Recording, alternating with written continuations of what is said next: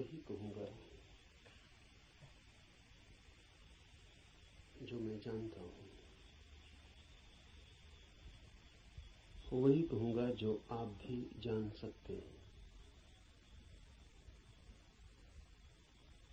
लेकिन जानने से मेरा अर्थ है जीना। जाना बिना जिए भी जा सकता है, तब ज्ञान होता है एक बोझ। उससे कोई डूब तो सकता है, उबरता नहीं। जानना जीवंत भी हो सकता है, तब जो हम जानते हैं वो हमें करता है निर्भर, हल्का, कि हम उड़ सकें आकाश में। जीवन ही जब जानना बन जाता है तभी पंख लगते हैं, तभी जंजीरें टूटती हैं और तभी द्वार खुलते हैं अनंत के।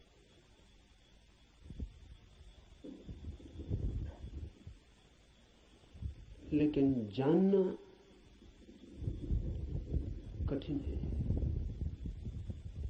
ज्ञान इकट्ठा कर लेना बहुत आसान है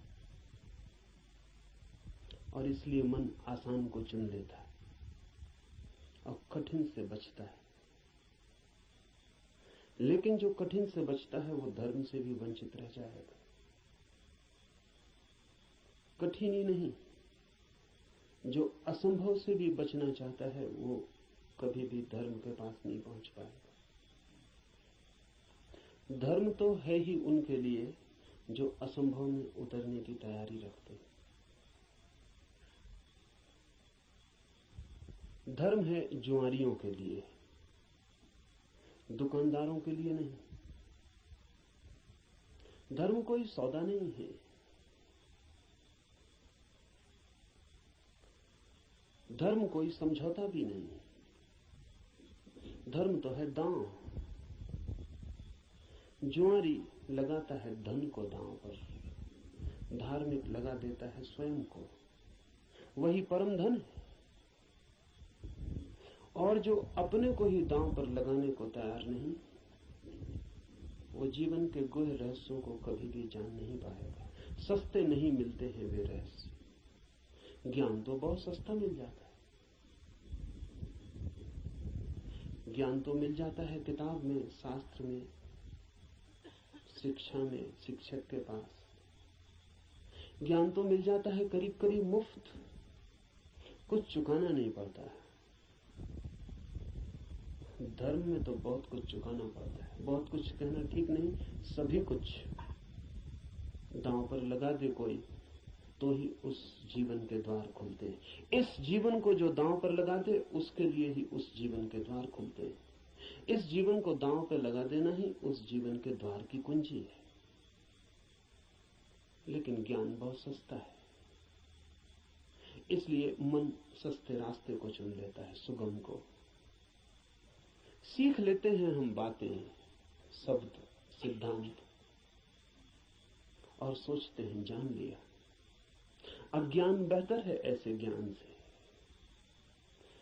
अज्ञानी को कम से कम इतना तो पता है कि मुझे पता नहीं। इतना सत्य तो कम से कम उसके पास है। जिन्हें हम ज्ञानी कहते हैं उनसे ज्यादा असत्य आदमी खोजने मुश्किल। उन्हें यह भी पता नहीं है कि उन्हें पता नहीं। सुना हुआ, याद किया हुआ, कंठस्थ हो गया, धोखा देता है। ऐसा लगता है मैंने भी जान लिया। मैं आपसे वही कहूंगा जो मैं जानता हूं, क्योंकि उसके कहने का ही कुछ मूल्य है। क्योंकि जिसे मैं जानता हूं, अगर आप तैयार हो तो उसकी जीवंत चोट आपके हृदय के तारों को भी हिला सकती। जिसे मैं ही नहीं जानता हूं, जो मेरे कंठ तक ही हो, वो आपके कानों से ज्यादा गहरा नहीं जा सकता। जो मेरे हृदय तक हो उसकी ही संभावना बनती है। अगर आप साथ दें तो वो आपके हृदय तक जा सकता है। आपके साथ की तो फिर भी जरूरत होगी। क्योंकि आपका हृदय अगर बंद ही हो तो जबरदस्ती उसमें सत्य डाल देने का कोई उपाय नहीं है, और अच्छा ही है कि उपाय नहीं है। क्योंकि सत्य भी अगर जबरदस्ती डाला जाए तो स्वतंत्रता नहीं बनेगा, परतंत्रता बन जाएगा। सभी जबरदस्तियां परतंत्रताएं बन जाती। इसलिए इस जगत में सभी चीजें जबरदस्ती आपको दी जा सकती हैं, सिर्फ सत्य नहीं दिया जा सकता, क्योंकि सत्य कभी भी परतंत्रता नहीं हो सकता। सत्य का स्वभाव स्वतंत्रता है। इसलिए एक चीज भर है इस जगत में जो आपको कोई जबरदस्ती नहीं दे सकता, जो आपके ऊपर थोपी नहीं जा सकती, जो आपको पहनाई नहीं जा सकती, उड़ाई नहीं जा सकती। आपका राजी होना अनिवार्य शर्त है, आपका खुला होना, आपका ग्राहक होना, आपका आमंत्रण, आपका अहोभाव से भरा हुआ हृदय। जैसे पृथ्वी वर्षा के पहले पानी के लिए प्यासी होती और दरारें पड़ जाती हैं, इस आशा में पृथ्वी जगह जगह अपने ओंठ खोल देती है कि वर्षा हो। ऐसा जब आपका हृदय होता है तो सत्य प्रवेश करता है।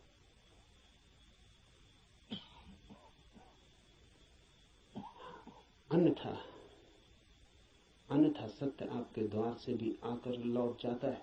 बहुत बार लौटा है, बहुत जन्मों जन्मों में। आप कुछ नए नहीं, इस पृथ्वी पर कुछ भी नया नहीं, सभी बहुत पुराने हैं। आप बुद्ध के चरणों में भी बैठ के सुने हैं, आपने कृष्ण को भी देखा है, आप जीसस के पास भी उठे बैठे हैं, लेकिन फिर भी वंचित रह गए, क्योंकि कभी भी आपका हृदय तैयार नहीं था। आपके पास से बुद्ध की सरिता बहती निकल गई है, महावीर की सरिता बहती निकल गई, आप प्यासे रह गए। आनंद रो रहा था जिस दिन बुद्ध के प्राण छूटने को थे और छाती पीट रहा था, और बुद्ध ने उससे कहा कि तू रोता क्यों है? जरूरत से ज्यादा मैं तेरे पास था 40 वर्ष, और अगर 40 वर्ष में भी नहीं हो पाई वो घटना, तो अब रोने से क्या होगा? मेरे मिटने से इतना परेशान क्यों हो रहा है? तो आनंद ने कहा है, इसलिए परेशान हो रहा हूं कि आप मौजूद थे और मैं न मिट पाया। अगर मैं मिट जाता तो आपको मेरे भीतर प्रवेश मिल जाता। 40 साल नदी मेरे पास बहती थी और मैं प्यासा रह गया, और अब मैं रोता हूं क्योंकि जरूरी नहीं है कि ये नदी कब किस जन्म में दोबारा मुझे मिलेगी।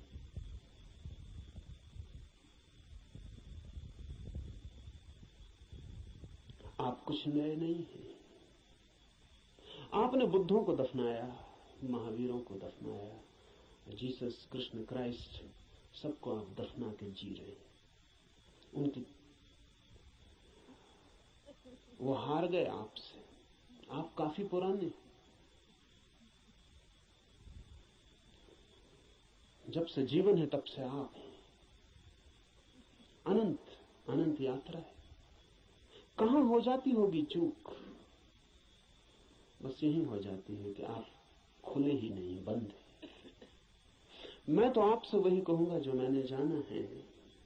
अगर आप भी अपने को एक खुलापन बना सके तो आप भी उसे जान लेंगे।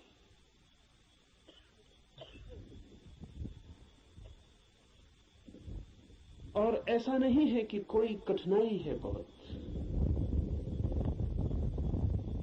एक ही कठिनाई है और वो आप हैं। कुछ लोग कुतूहल से चलते हैं,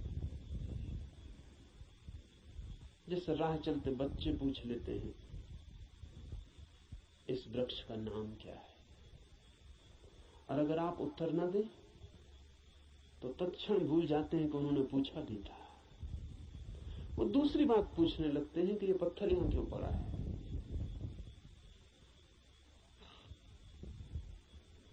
पूछने के लिए पूछते हैं, जानने के लिए नहीं पूछते। बिना पूछे नहीं रह सकते हैं, इसलिए पूछते हैं, जानने के लिए नहीं पूछते।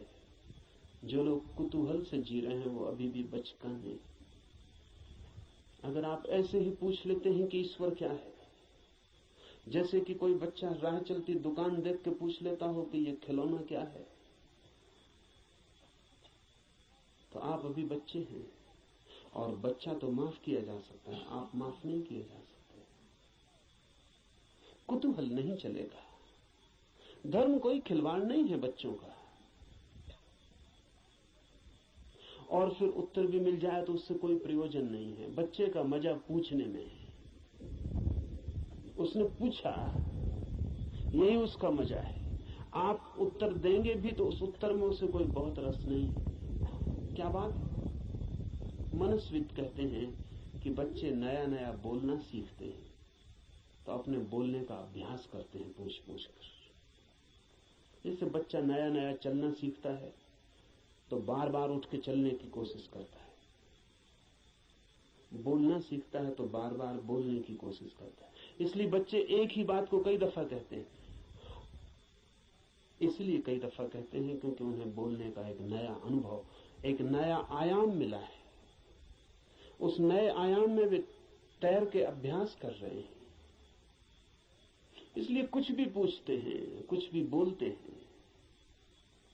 अगर आप भी धर्म की दुनिया में कुछ भी पूछ रहे हैं, कुछ भी बोल रहे हैं, कुछ भी सोच रहे हैं और कोई गहरी जिज्ञासा नहीं है, बस कुतूहल है,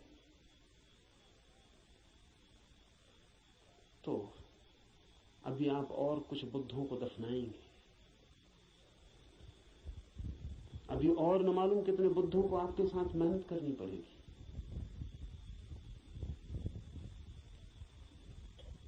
कुतूहल से सत्य का कोई संबंध नहीं।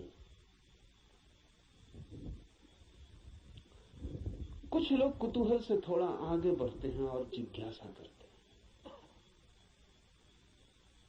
जिज्ञासा में थोड़ी ज्यादा गहराई है, लेकिन बस थोड़ी ज्यादा। जिज्ञासा भी बहुत गहरी नहीं, वो भी उथली है, क्योंकि जिज्ञासा है केवल बौद्धिक। और बुद्धि भी ऐसी है जैसी खाज होती है, खुजलाएं तो थोड़ा रस आता है। ऐसा बुद्धि को भी खाज होती रहती। ईश्वर है, आत्मा है, मोक्ष है, ध्यान क्या है, करने के लिए नहीं। ईश्वर क्या है, जानने के लिए नहीं, चर्चा के लिए, बातचीत के लिए।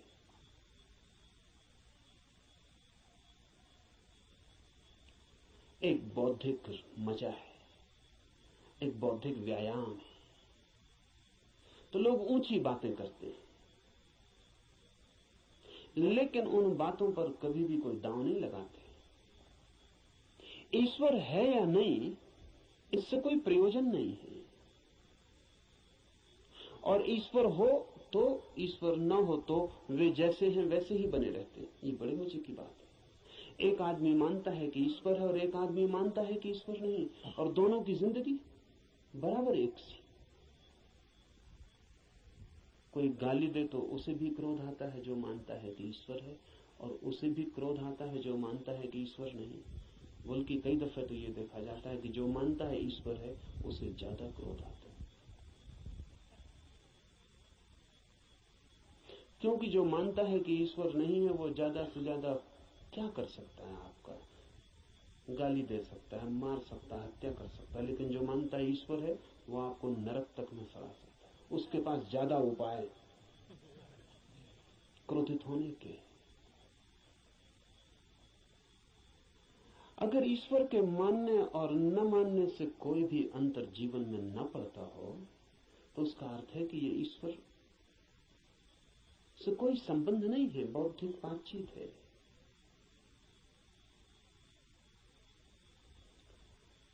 ऐसी जिज्ञासा हो तो आदमी दार्शनिक हो जाता है, चिंतन मनन करने लगता है, शास्त्र अध्ययन करने लगता है, बहुत सिद्धांत इकट्ठे कर लेता है, पक्ष में विपक्ष में सोच लेता है, वाद विवाद करता है, शास्त्रार्थ करता है, लेकिन जीता कभी नहीं।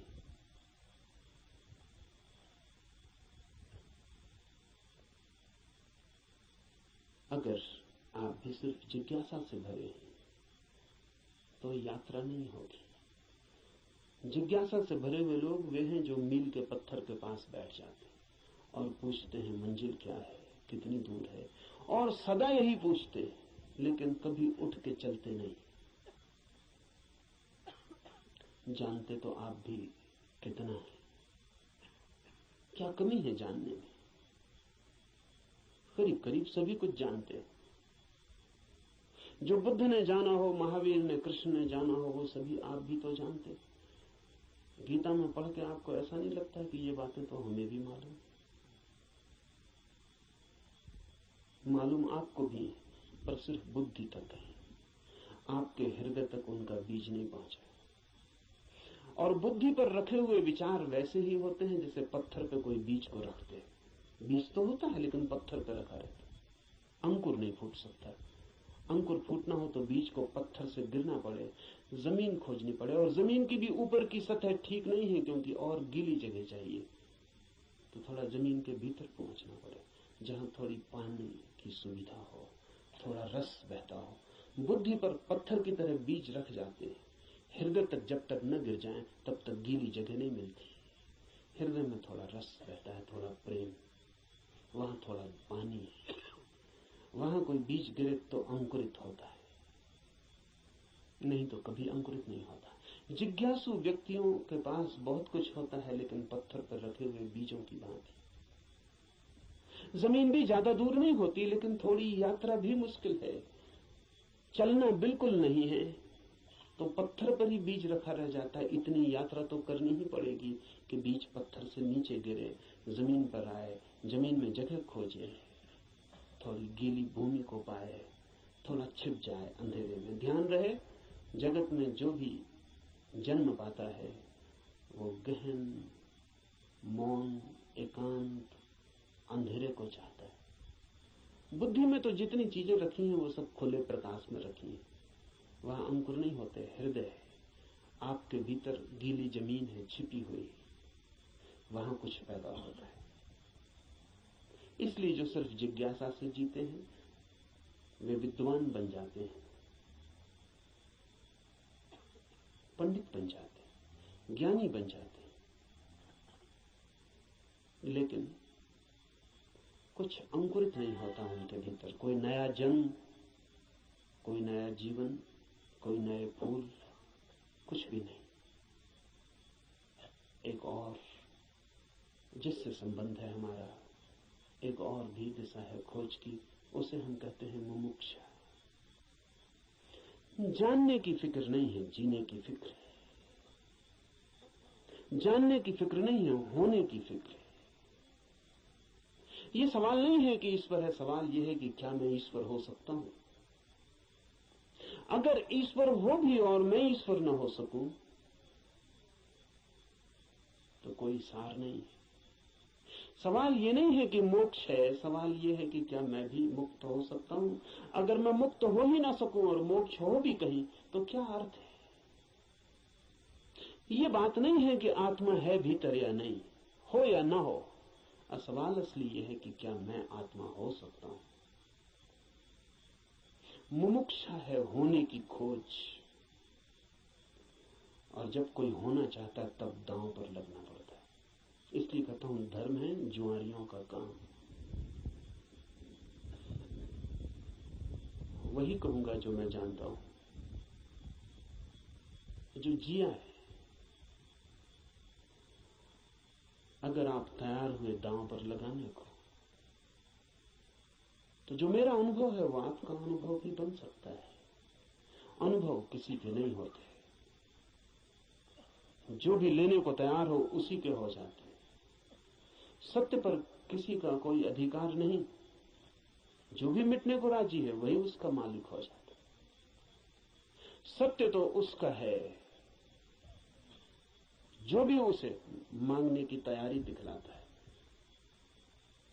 जो भी अपने हृदय के द्वार खोलता है और उसे पुकारता है।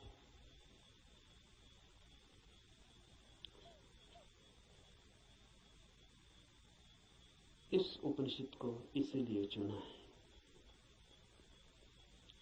ये उपनिषद अध्यात्म का का सीधा साक्षात्कार है।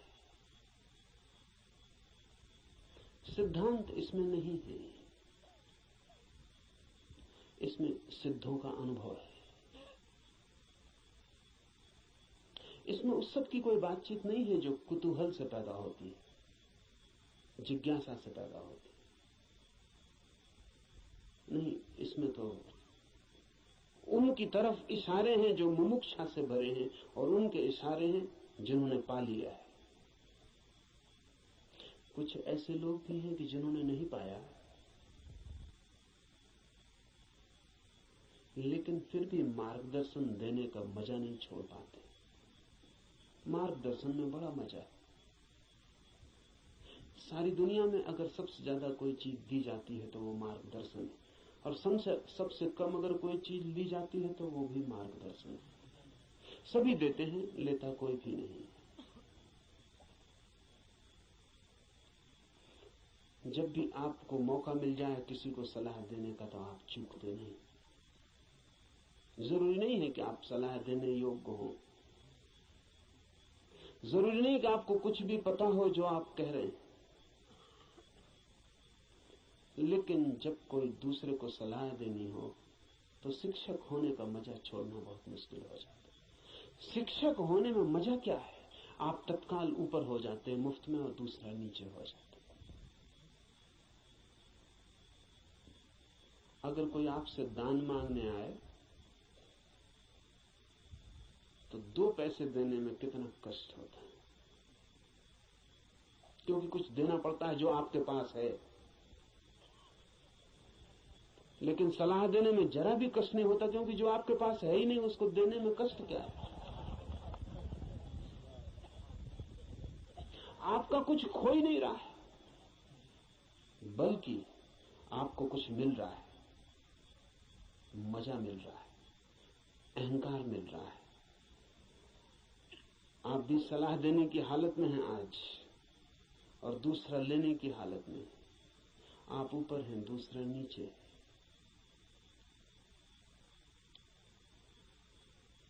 इसलिए कहता हूं कि इस उपनिषद में कोई सलाह, कोई मार्गदर्शन देने का मजा नहीं है, बड़ी पीड़ा है। क्योंकि उपनिषद का ऋषि जो दे रहा है वो जान के दे रहा है, वो बांट रहा है कुछ बहुत हार्दिक, बहुत आंतरिक।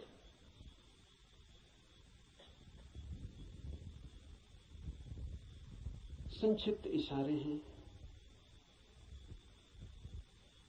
लेकिन गहरे हैं, बहुत थोड़ी सी चोटें हैं लेकिन प्राणघातक है। और अगर राजी हो तो तीर सीधा हृदय में चुभ जाएगा, और जान लिए बिना न रहेगा, जान ही ले लेगा। इसलिए थोड़ा सावधान, थोड़ा सचेत, क्योंकि ये सौदा ही खतरनाक है। इसमें पागल हुए बिना कोई मार्ग ही नहीं है, इसमें अपने को मिटाए बिना पाने का कोई उपाय ही नहीं। यहां तो खोने वाले ही बस पाने वाले बनते, और इसीलिए इस उपनिषद को भी चुन लिया है। ऐसे तो सीधा ही आपसे कह सकता हूं, कोई कारण इस उपनिषद को चुनने का नहीं है, बहाना, आड़। क्योंकि तीर सीधा मारो आदमी बच सकता है, उपनिषद की आड़ से थोड़ी सुविधा रहेगी, इसलिए चुन लिया है कि आपको ऐसा भी पता नहीं लगेगा कि मैं कोई सीधे ही आपको तीर मार रहा हूं, तो बचने का जरा उपाय कम हो जाता है। सभी शिकारी जानते हैं कि थोड़ी आड़ से शिकार ठीक होती है। ये उपनिषद सिर्फ आड़ है, और इससे कुछ लेना देना ज्यादा नहीं। जो मैंने जाना है वही कहूंगा, लेकिन उसमें और उपनिषद में कोई अंतर नहीं है, क्योंकि इस उपनिषद के ऋषि ने जो कहा है वो जानकर ही कहा है।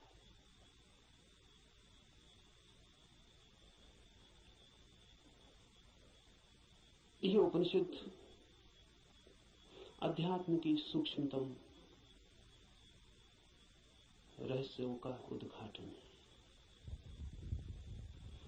लेकिन अगर मैं उपनिषद पर ही बात करता रहूं तो डर है कि बात ही रह जाए। इसलिए चर्चा तो पृष्ठभूमि होगी। इस चर्चा के साथ साथ प्रयोग, जो कहा है, जो इस ऋषि ने देखा है या जो मैं कहता हूं मैंने देखा है, उस तरफ आपके चेहरे को मोड़ने की कोशिश, उस तरफ आपकी भी आंखें उठाने, उस तरफ आपकी भी आंखें उठाने का प्रयास, वही मुख्य होगा।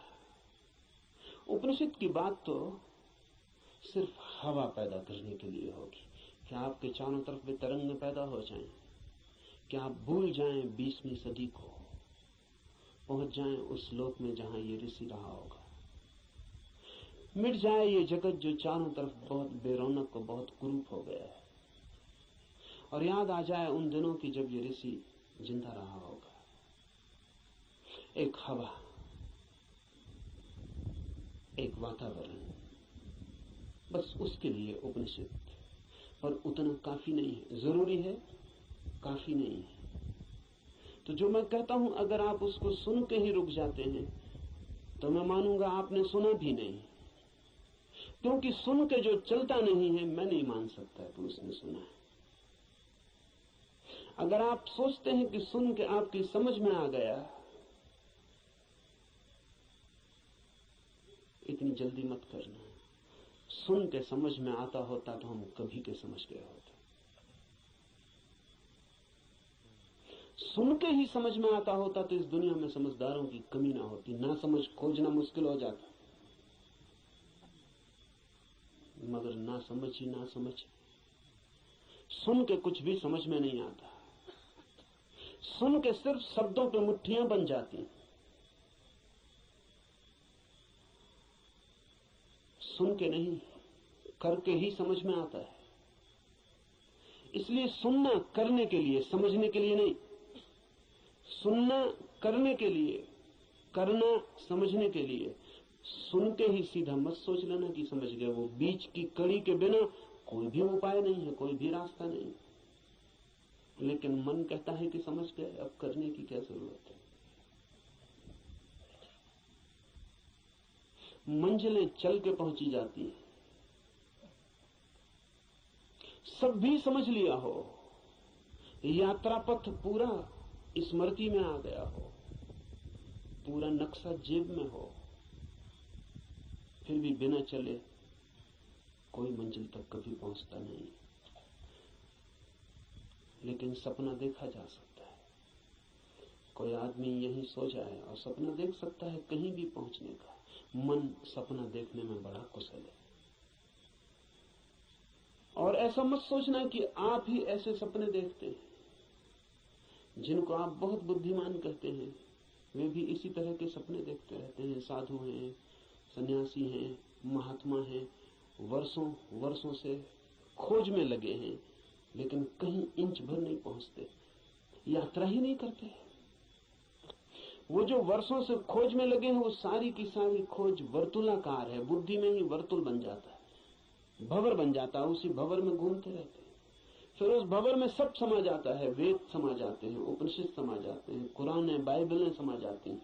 उस भंवर में सब समा जाता है, लेकिन एक इंच भी गति नहीं होती। उपनिषद की हम चर्चा करेंगे, उपनिषद समझाने के लिए नहीं, उपनिषद बन जाने के लिए।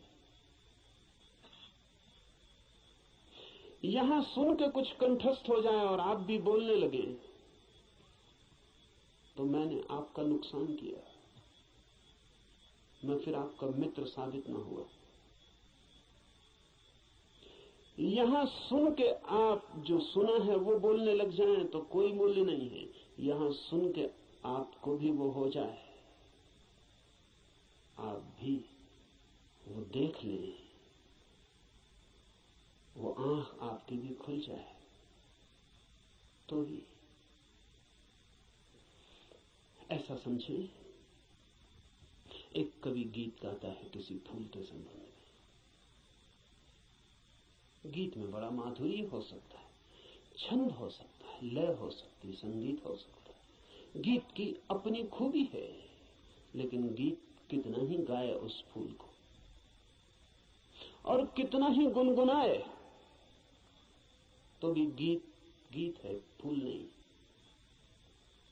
और लाखों गति और लाखों छंद, तो भी गीत गीत है, फूल की सुगंध नहीं। और आप उसी गीत से तृप्त हो जाएं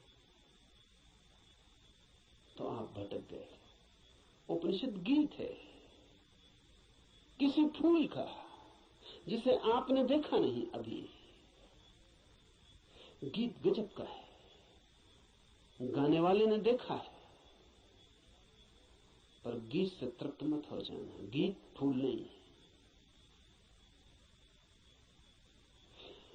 ऐसा भी हो जाता है कि कभी कभी आप फूल के पास भी पहुंच जाते, कभी कभी कभी कभी फूल की एक झलक भी मिल जाती है, अचानक, आकस्मिक।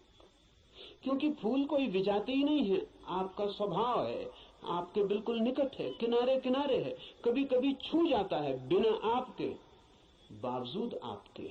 कभी कभी फूल एक झलक दे जाता है, कोई बिजली कौन जाती, किसी क्षण में आकस्मिक अनुभव में आ जाता है। कुछ और भी है इस जगत में, यही जगत सब कुछ नहीं है। इस पथरीले जगत के बीच कुछ और भी है जो पत्थर नहीं, फूल है, जीवंत, खिला हुआ, जैसे किसी स्वप्न में देखा हो या अंधेरी रात में चमकी हो बिजली और कुछ दिखा हो और फिर खो गया हो। ऐसा कभी कभी आपके जीवन में भी हो जाता है, कवियों के जीवन में अक्सर हो जाता है, चित्रकारों के जीवन में अक्सर हो जाता है। फूल की झलक बिल्कुल पास आ जाती है, फिर भी फूल कितने ही पास हो और कितनी ही झलक मिल गई हो, पास होना भी दूर होना ही है। और कितने ही पास आ जाए फूल तो भी फासला तो बना ही रहता है। और मैं बिल्कुल हाथ से भी छू लूं फूल को तो भी पक्का नहीं है कि जो अनुभव मुझे होता है वो फूल का है, क्योंकि हाथ खबर लाने वाला है, और हाथ अगर बीच में गलत खबर दे दे तो कुछ भरोसा नहीं। और हाथ सही ही खबर देगा, इसको मानने का कोई कारण नहीं। फिर हाथ जो खबर देगा वो फूल के संबंध में कम और हाथ के संबंध में ज्यादा होती।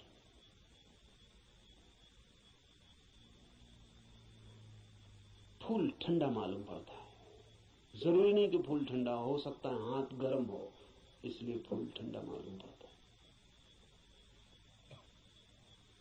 खबर हाथ के संबंध में, क्योंकि खबर जब भी किसी माध्यम से आती तो सापेक्ष होती है, पक्का नहीं हुआ जा सकता। पोपोफ का मैं एक संस्मरण पढ़ रहा था। पोपोफ एक साधिका थी और गहरी साधिका थी, और पियोतर दिमित्रोविच ऑस्पेंस्की के पास साधना करता था। एक दिन बैठी थी पास, एक सज्जन ने आके ऑस्पेंस्की से पूछा कि ईश्वर है या नहीं। तो ऑस्पेंस्की ने कहा कि ईश्वर नहीं। फिर ऑस्पेंस्की थोड़ी देर रुका और उसने कहा कि लेकिन मैं कोई गारंटी भी नहीं कर सकता,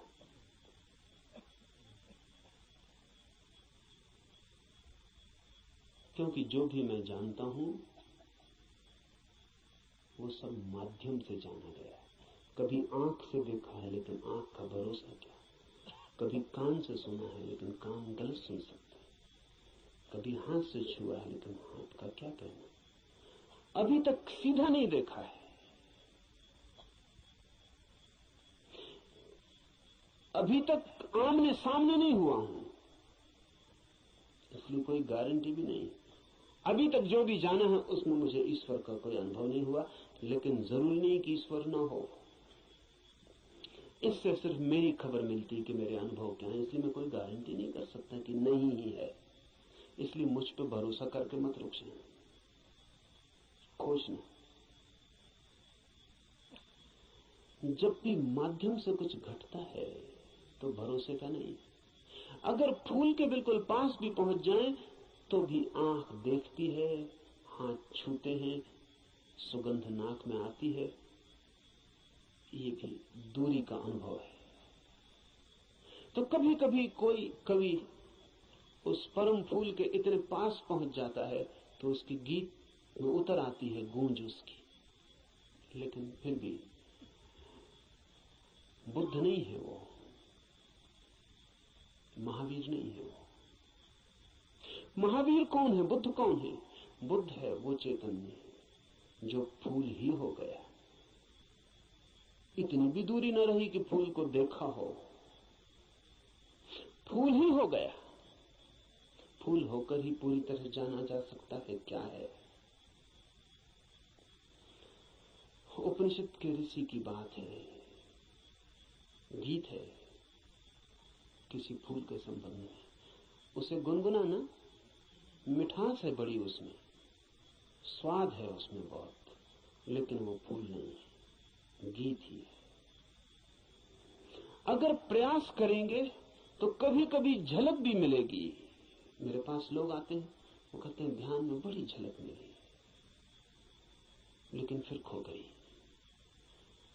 अनंत प्रकाश हो गया था, फिर खो गया। आनंद ही आनंद हो गया था, लेकिन अब कहां है? अब खोजते हैं और नहीं मिलता। झलक का मतलब है पास पहुंच गए थे, झलक तो खो ही जाएगी। इसलिए ध्यान ज्यादा से ज्यादा झलक ही दे सकता है। उस पर भी मत रुक जाना कि उसी झलक को पकड़ के बार बार खोजते रहना है। ध्यान का तो मूल्य ही इतना है कि झलक मिल जाए, फिर आगे जाना है समाधि में, ताकि आप फूल ही हो जाएं।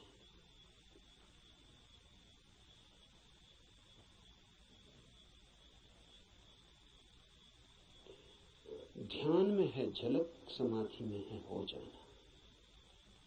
झलकों पे मत रुकना है। झलकें बड़ी प्रीतिकर,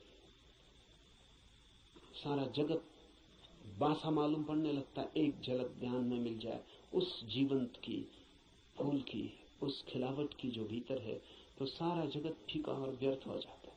लेकिन फिर कुछ लोग झलकों को पकड़ लेते हैं और उन्हीं को दोहराने लगते हैं और सोचते हैं सब हो गया। नहीं, जब तक आप ही ना हो जाएं, ईश्वर ही जब तक आप ना हो जाएं, तब तक भरोसा मत करना कि ईश्वर है। हो सकते हैं, क्योंकि है ही। खोलना है जरा, उघाड़ना है जरा। छिपे हैं, मौजूद हैं अभी और यहीं। थोड़े से वस्त्र हैं और बड़े झीने वस्त्र हैं कि चाहें तो अभी उतार कर फेंक दें और नग्न हो जाएं और ईश्वर हो जाएं। लेकिन बड़ी पकड़ है। झीने तो हैं लेकिन पकड़ गहरी। क्यों है ये पकड़ इतनी? ये पकड़ है क्योंकि हम सोचते हैं ये वस्त्र ही हमारा होना, यही हम है। इसके अलावा हमें कुछ और किसी अस्तित्व का पता नहीं। इस उपनिषद में इशारे होंगे उस अस्तित्व के जो वस्त्रों के पार है। और इस उपनिषद के साथ साथ हम करेंगे ध्यान ताकि मिले झलक, और आशा बांधेंगे समाधि की ताकि हम भी हो जाएं वही जिसे हुए बिना न कोई संतोष है, न कोई शांति है, न कोई सत्य है। उपनिषद शुरू होता है प्रार्थना से। प्रार्थना है समस्त जगत से। सूर्य कल्याणकारी हो, वरुण, अर्यमा, इंद्र और बृहस्पति, विष्णु कल्याणकारी हो, उस ब्रह्म को नमस्कार हो। हे वायु, तुम्हारे लिए नमस्कार, क्योंकि तुम प्रत्यक्ष ब्रह्म हो। मैं तुम्हें ही प्रत्यक्ष ब्रह्म कहूंगा। सत्य और ऋत वे सब मेरी रक्षा करें, आचार्य की भी। इस प्रार्थना से शुरू होता है। धर्म की यात्रा प्रार्थना से शुरू होगी ही। प्रार्थना का अर्थ है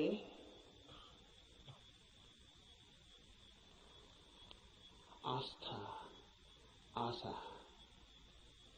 प्रार्थना का अर्थ है इस सारे जगत के साथ हमारे जुड़े हुए होने का भाव। प्रार्थना का अर्थ है मुझ अकेले से क्या होगा, मुझ अकेले से होता तो हो गया होता, मुझ अकेले से तो क्षुद्र भी नहीं सध पाया। चाहा था धन मिल जाए वो भी नहीं मिला, चाहा था पद मिल जाए वो भी नहीं मिला। कैसी कैसी चाहें की थी, बड़ी छोटी थी, वे भी पूरी ना हुई। मुझ अकेले से तो संसार भी ना सधा। तो सत्य की ये महायात्रा मुझ अकेले से हो सकेगी? अकेले अकेले तो मैं संसार में भी हार गया हूं। सभी हारे हुए हैं संसार में। जो जीते हुए दिखाई पड़ते हैं वे भी, बस वे दूसरों को जीते हुए दिखाई पड़ते हैं, खुद तो बिल्कुल हारे हुए।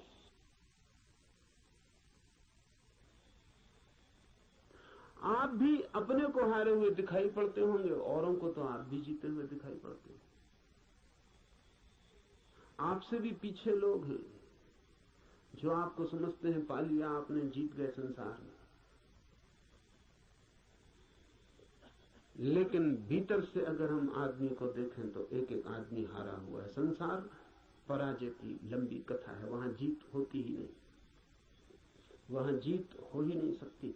वो संसार का स्वभाव नहीं, वहां हार ही नियति है, किसी की नहीं, किसी व्यक्ति की नहीं, संसार में होने की नियति ही हार है। वहां हारना ही होगा, वहां कोई कभी जीतता नहीं। वहां हम नहीं जीत पाए जहां क्षुद्र था, स्वप्न था, शंकर कहते हैं माया है, वो माया में भी हार गए। सपना था, भ्रम था, वहां भी तो जीत ना पाए। जब भ्रम में भी हार गए, सपने में भी न जीते, तो यथार्थ में, सत्य में अकेले से क्या होगा? प्रार्थना का अर्थ है संसार में पराजित हुए व्यक्ति का यह अनुभव कि जन्मों जन्मों तक चेष्टा करके मैं हार गया। क्षुद्र में तो विराट में मेरी सामर्थ्य। इसलिए प्रार्थना, इसलिए सारे जगत को पुकारा है ऋषि ने कि मुझे साथ देना। सूर्य को पुकारा है, वरुण को पुकारा, ये सब नाम है, प्रतीक है जीवन की समस्त शक्तियों की। सूर्य को पहले पुकारा है क्योंकि सूर्य हमारा जीवन है, उसके बिना हम नहीं होंगे। हमारे भीतर सूर्य ही जीता है, जलता है। उधर सूर्य बुझ जाए, यहां हम बुझ जाए। सूर्य ही हमारा प्राण है, इसलिए पुकारा। कहा वायु को नमस्कार है, विशेष रूप से वायु को नमस्कार कहा है इस प्रार्थना में, क्योंकि तुम प्रत्यक्ष ब्रह्म हो। अजीब सी बात है, थोड़ा सोचे। बड़े मजे की बात है, क्योंकि वायु है बिल्कुल अप्रत्यक्ष और सब चीजें प्रत्यक्ष। सूर्य को कहा होता प्रत्यक्ष ब्रह्म हो, जीते जागते जलते प्रखर, समझ में आता। सूर्य को नहीं कहा प्रत्यक्ष ब्रह्म, कहा वायु को जो बिल्कुल दिखाई पड़ती नहीं, बिल्कुल अप्रत्यक्ष।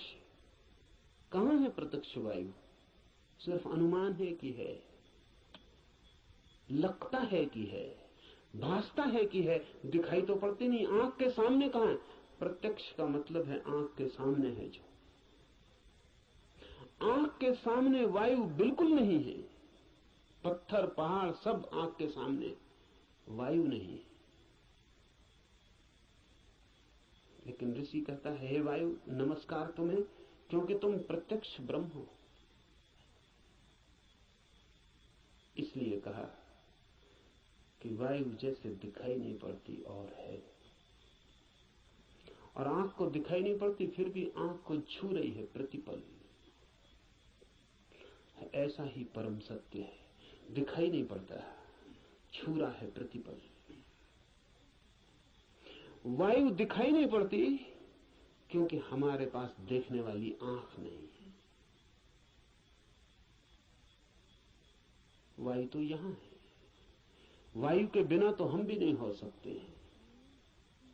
वही तो हमारी श्वास में हमें संभाले, उसका ही आवागमन तो हमारा सारा जीवन है, जो इतने निकट है। श्वास है जो हमारी, वो भी दिखाई नहीं पड़ती, क्योंकि हमारे पास आंखें बड़ी स्थूल है। तो हम जो बहुत मोटा मोटा है, स्थूल स्थूल है, वो देख लेते हैं, जो सूक्ष्म है वो हमें दिखाई नहीं पड़ता।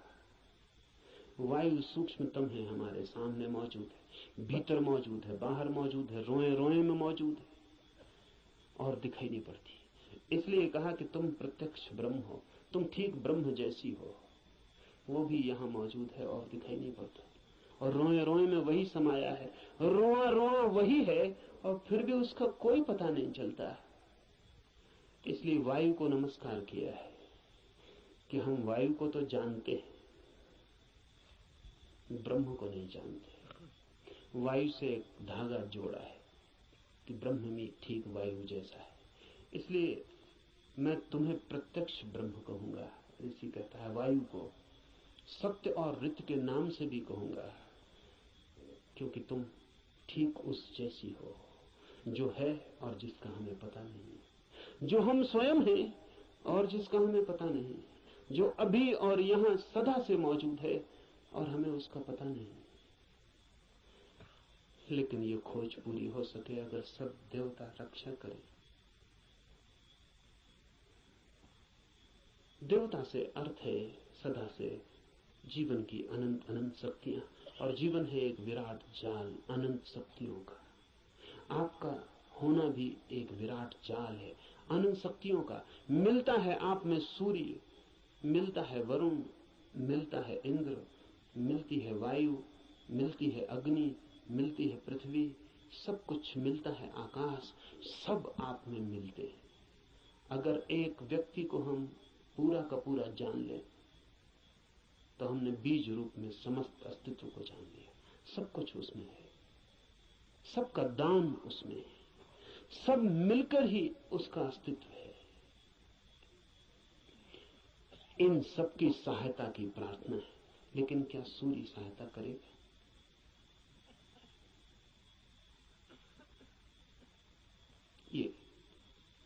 ये सवाल उठता ही है। प्रार्थना भी की तो क्या सूर्य सहायता करेगा? प्रार्थना भी की तो क्या वायु सहायक हो जाएगी? प्रार्थना भी की तो पृथ्वी क्या सहायता करेगी? पृथ्वी की सहायता और सूर्य की सहायता का सवाल नहीं है। आपने प्रार्थना की, यही बड़ी सहायता है। इसे थोड़ा ठीक से समझ लें। कोई सूर्य आके आपको सहायता नहीं करेगा, लेकिन आपने प्रार्थना की, इसका जो परिणाम है वो सूर्य पर नहीं होगा, आप पर होगा। क्योंकि प्रार्थना करने वाला चित्त हो जाता है विनम्र, प्रार्थना करने वाला चित्त हो जाता है असहाय, प्रार्थना करने वाला चित्त स्वीकार कर लेता है इस बात को कि मुझ अकेले से नहीं होगा। प्रार्थना करने वाला चित्त मिटने को तैयार हो जाता है। प्रार्थना करने वाला चित्त अपने अहंकार को, इस भाव को कि मैं कर सकता हूं, छोड़ देता है। इसके परिणाम होते हैं। प्रार्थना का सारा परिणाम आप पर होता है। प्रार्थना से सूर्य नहीं बदलता, आप बदलते हैं। प्रार्थना से जगत नहीं बदलता, आप बदलते हैं। लेकिन आपके बदलते ही दूसरे जगत में आपका प्रवेश हो जाता है। प्रार्थना आमतौर से जब आप करते हैं तो यही सोचते हैं कि कोई कुछ करेगा, इसलिए प्रार्थना कर। न, प्रार्थना है एक उपाय, एक डिवाइस। हाथ तो आप जोड़ते हैं किसी और के सामने, लेकिन जो परिणाम होता है वो होता है भीतर, जिसने हाथ जोड़े हैं उस पर। इसलिए बड़ी कठिनाई होती है अगर आप वैज्ञानिक के सामने कहें कि हे सूर्य सहायता कर, तो कहेगा मूढ़ता की बात है। क्या सूर्य तुम्हारी सहायता करेगा? कब किसकी सहायता की? कि हे इंद्र वर्षा कर, पागल हो गए हो? प्रार्थनाओं से कहीं वर्षाएं हो गई? वैज्ञानिक ठीक कहता है, न तो सूर्य आपकी सुनेगा, न बादल आपकी सुनेगी, न हवा आपकी सुनेगी, कोई आपकी नहीं सुनेगा। लेकिन आपने पुकारा, ये आपको बदल जाए।